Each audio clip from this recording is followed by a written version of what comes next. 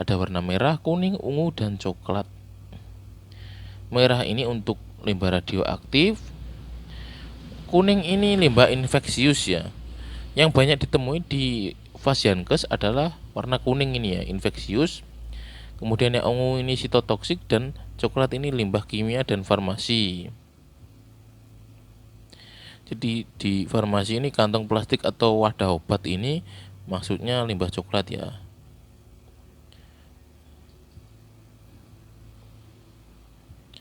Prinsip penanganannya diletakkan dalam wadah atau kantong sesuai kategori limbah. Volume paling tinggi wadah atau kantong adalah 3/4. Penanganan harus hati-hati untuk menghindari tertusuk benda tajam. Untuk benda tajam dimasukkan di safety box. Pemadatan atau penekanan dalam wadah kantong mutlak tidak boleh. Jadi tidak boleh kita menekan limbah sampai pol gitu.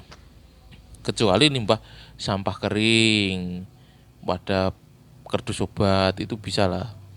Kalau di safety box kita tekan nantinya takutnya itu ada jarumnya, nanti bisa tertusuk. Kemudian penanganan secara manual harus dihindari dan gunakan wadah atau kantong ganda jika robek, bocor, atau tidak tertutup sempurna. Pengumpulan limbah B3 ini ya harus dikumpulkan ya sendiri-sendiri di ruangan, itu harus ada wadahnya. Kemudian masa penyimpanannya, masa penyimpanan ini diatur di PP nomor 101 tahun 2014, Peraturan Menteri LHK nomor 56 tahun 2015.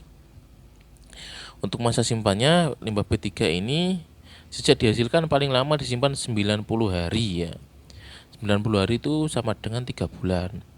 Untuk limbah B3, farmasi, sitotoksik, kimiawi, radioaktif, kontainer bertekanan, limbah dengan kandungan logam berat tinggi 90 hari ya, sama juga. Dan 180 hari jika dihasilkan kurang dari 50 kg per hari. Patokannya adalah 50 kg ya. Jika per hari itu 50 kg 90 hari.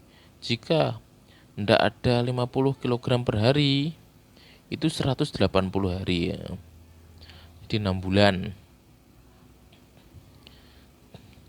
Lanjut, persyaratan fasilitas menyimpan limbah B3 meliputi lantai kedap, tersedia sumber air atau keran air, mudah diakses untuk menyimpan limbah, dapat dikunci untuk menghindari akses oleh pihak yang tidak berkepentingan, mudah diakses kendaraan yang akan mengumpulkan dan mengangkut limbah, terlindungi dari sinar matahari, hujan, angin kencang, banjir, dan faktor lain. Jadi punya ruangan tersendiri ya. Tidak dapat diakses oleh hewan, serangga, dan burung, dilengkapi dengan ventilasi dan pencahayaan yang baik dan memadai, berjarak jauh dengan tempat penyimpanan atau penyiapan makanan. Peralatan kebersihan, pakaian pelindung, dan wadah atau kantong limbah harus diletakkan sedekat mungkin. Dan dinding, lantai, dan langit-langit senantiasa dalam keadaan bersih, termasuk pembersihan lantai setiap hari. Persyaratan TPS ya, tempat pembuangan sampah B3 ini diatur di PP 38 tahun 2007 dan Permen Lingkungan Hidup nomor 30 tahun 2009. Untuk persyaratan TPS B3 ini, bangunan TPS yang memenuhi kapasitas dan beratap yang melindungi dari hujan dinding untuk menghindari tampias. Harus ada bangunan patennya ya. Harus ada aparnya, harus ada showernya, harus ada sistem penangkal petirnya jika TPS lebih tinggi daripada bangunan sekitar. Kemudian harus ada pagar kepengamanannya, harus ada penanganan tumpahannya. Kemiringan lantai 1 derajat. Ini 1 derajat apa 1%? Tidak tahu ya. Penanganan ceceran atau serbuk gergaji sih. Ini menggunakan spill kit. Ada kotak P3K, ada label dan simbol limbah B3, ada sistem ventilasi, ada sistem penerangan, ada sistem alarm, ada sistem mencantumkan penanggung jawab.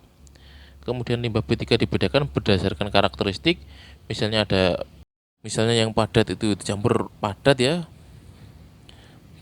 Kemudian penyimpanan antar kemasan minimal 60 cm. Ada jaraknya ya.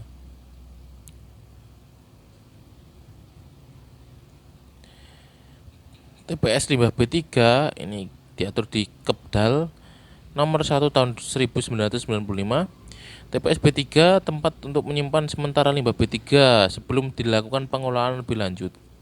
Untuk mencegah terlepasnya limbah B3 ke lingkungan yang dapat menyebabkan pencemaran atau bahaya terhadap manusia dan memenuhi persyaratan teknis dalam Kepdal.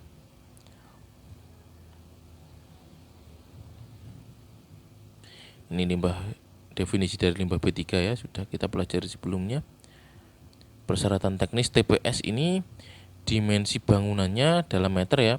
Ukuran TPS limbah B3 ini mampu menampung semua limbah B3 yang sudah teridentifikasi dan status perizinannya sudah ada ya. Ikutnya izin Fasiankes. Kemudian penyimpanan lebih dari 90 hari ini TPS mampu menampung semua limbah B3 yang dihasilkan. Kan penyimpanannya itu 90 hari. Nah, harus dihitung 90 hari itu berapa sih yang dihasilkan, kira-kira cukup atau muat enggak jika dimasukkan di TPS tersebut. Posisi geografis dari TPS B3 ini dilengkapi dengan titik koordinat atau GPS. Kemudian papan nama TPS limbah B3 jelas terlihat dari jarak tertentu dan simbol pada bangunan jelas terlihat dari jarak tertentu. Dan TPS terlindung atau aman hanya dapat diakses oleh orang yang berhak tersedia pintu yang kokoh dan dapat dikunci. Ya, pintunya ya pokoknya harus ada bangunan paten lah untuk TPS ini. Atapnya, rangka atap, material atap tidak ada yang bocor. Pokoknya bagus ya, serta kesesuaian ukiran atap untuk mencegah masuknya air tampias. Dindingnya material dinding harus kuat ya. Lantainya konstruksi lantai berupa acian atau keramik dalam kondisi baik.